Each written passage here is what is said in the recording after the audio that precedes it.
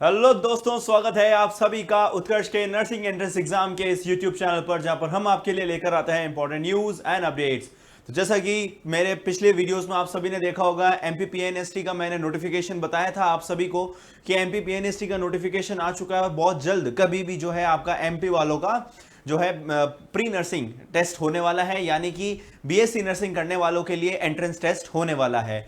तो आज की इस वीडियो में बच्चों हम वो तमाम जानकारी देखेंगे कि आपके फॉर्म्स कब अवेलेबल होंगे, कहां पर अवेलेबल होंगे, एग्जाम कौन कौन दे सकता है, एग्जाम का पैटर्न क्या रहने वाला है, सिलेबस क्या रहने वाला है, और बच्चों ये एग्जाम कब तक हो सकता है, क्योंकि काफी समय हो चुका है। आरयूएचएस के भी फॉर्म्स ऑलमोस्ट खत्म हो चुके हैं, अब आपके एग्जाम की डेट आनी बाकी है। पर साथ ही साथ में अब आपको पीएनएसटी के भी एग्जाम जो है जुलाई में जो शेड्यूल था वो अब हमें देखना है कि कब हो सकता है। तो यदि बच्चों आप भी सारी तमाम इंफॉर्मेशन को जानना चाहते हैं तो फिर लास्ट तक इस वीडियो में जरूर जुड़े रहिए।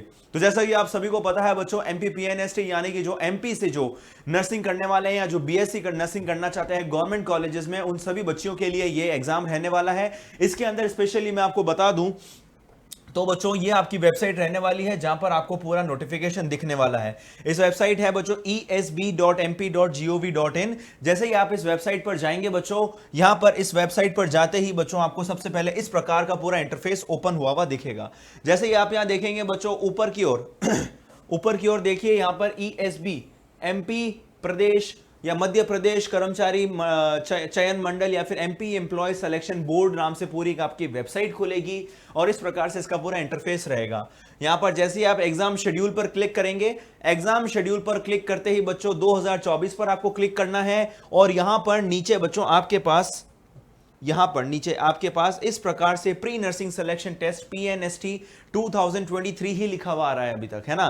तो यानी कि अभी तक इन्होंने ये चीज अपडेट नहीं करी है। यहां पर 2024 लिखा हुआ आएगा और जैसे ही यहां पर 24 लिखा हुआ आएगा आप समझ जाइएगा कि आपके फॉर्म्स आ चुके हैं। तो जैसा कि यहां पर इन्होंने अपने नोटिफिकेशन में अपडेट किया था, जब इन्होंने बोला था कि भाई हम जो है टेंटेटिव एग्जाम की जो डेट है हम जुलाई में करवा देंगे, बट अभी तक फॉर्म्स ही अवेलेबल नहीं है।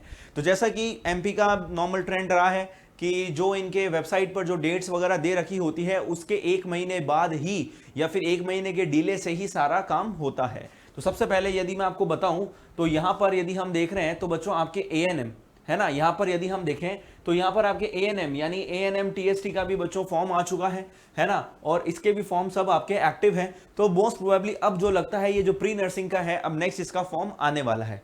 ठीक है, यदि मैं इसी को थोड़ा सा और जूम करके यदि आपको बता दूं तो ये है ठीक है ना, एमपीपीएनएसटी 2023। यहां पर फिर थोड़े समय में जैसे ही आपका फॉर्म्स एक्टिव हो जाएगा 2024 लिखा हुआ आ जाएगा।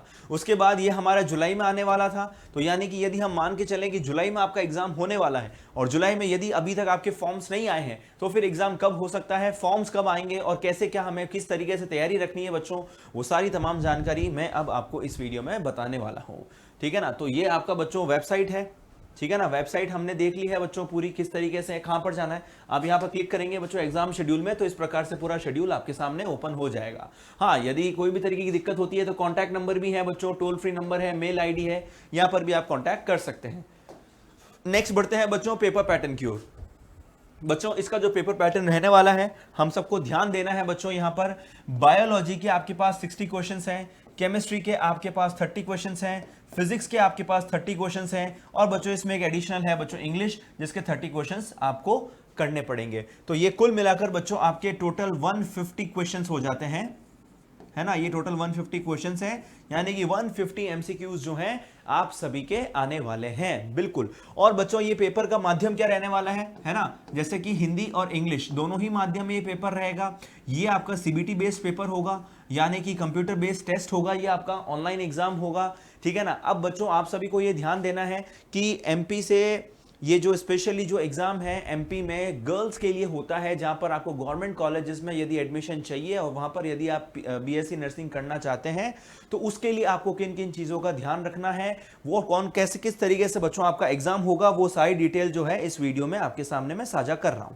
ठीक है, उसके बाद नेक्स्ट यदि हम देखें कि एमपीपीएनएसटी में बीएससी नर्सिंग करने के लिए बच्चों एलिजिबिलिटी क्राइटेरिया क्या है। 12th में क्या होना चाहिए बच्चों, आपके पास बायोलॉजी होना चाहिए सब्जेक्ट, और गर्ल्स कैंडिडेट ही सिर्फ और सिर्फ एलिजिबल है आपके इस एग्जाम के लिए। एज क्राइटेरिया क्या है बच्चों, मिनिमम एज क्राइटेरिया है 17 ईयर्स, अपर एज लिमिट कुछ भी नहीं है, जैसा कि आईएनसी ने बोला था कि अपर एज लिमिट हटा दी गई है, तो अपर एज लिमिट अब कुछ भी नहीं है। और ये सिर्फ और सिर्फ बच्चों एमपी के स्टूडेंट्स के लिए ही है, यानी कि आप मूल निवासी एमपी के होने चाहिए। फिर चाहे आपने 12th या 11th या बोर्ड का जो एग्जाम है वो कहीं से भी दिया हो, बाहर से भी दिया हो, तो भी आप ये एग्जाम दे सकते हैं। बट बशर्ते आपके पास क्या होना चाहिए, बायोलॉजी सब्जेक्ट होना चाहिए 12th का। और बच्चों ये सिर्फ और सिर्फ गर्ल्स इनके लिए जो है वैलिड है इस एग्जाम के लिए, है ना। उसके बाद नेक्स्ट यदि हम बात करें कि ये एग्जाम का फॉर्म कब तक आ सकता है, तो यदि हम फॉर्म की बात करते हैं बच्चों, चूंकि अभी फॉर्म का जो है बच्चों आपके इसमें लिख रखा है जुलाई, है ना, यानी कि जो आपके पास नोटिफिकेशन है, नोटिफिकेशन के अंदर आपके पास जुलाई का डेट दे रखा है, बिल्कुल सही। बट जुलाई में अभी तक जो है आपके पास फॉर्म का डेट नहीं मान के हमने इसको बोला है कि एग्जाम का डेट आपको जुलाई का दे रखा था।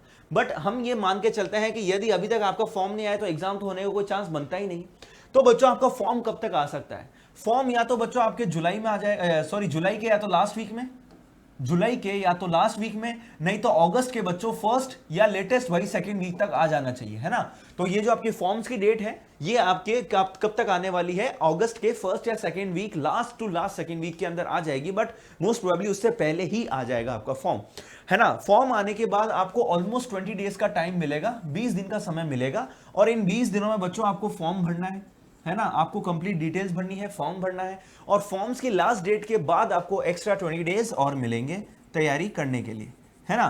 तो 20 डेज और मिलेंगे, तो यानी कि जो आपका एग्जाम होगा वो या तो 1 सितंबर यानी कि जिस दिन आपका संडे है, और नहीं तो मोस्ट प्रोबेबली जो अभी के हिसाब से हालात दिख रहे हैं सितंबर 8 तारीख को जो है, इस दिन भी क्या है बच्चों आपका संडे है, तो इस तारीख को आपका एग्जाम हो सकता है। तो ये 2 टेंटेटिव डेट्स हैं जिनका आपको ध्यान रखना है। और क्योंकि बच्चों सीधी सी बात है कि ये पेपर जो है आपके लिए बहुत ही इंपॉर्टेंट है, गवर्नमेंट एग्जाम में यदि आपको एडमिशन चाहिए तो उसके लिए आपको इन पेपर्स इसके ऊपर बहुत अच्छी तरीके से ध्यान देना चाहिए। तो लमसम यदि हम आज से माने तो आज से बच्चों हमारे पास ऑलमोस्ट 40 डेज हैं, है ना, ऑलमोस्ट 40 से 50 डेज का समय है, 2 महीने भी पूरे नहीं है।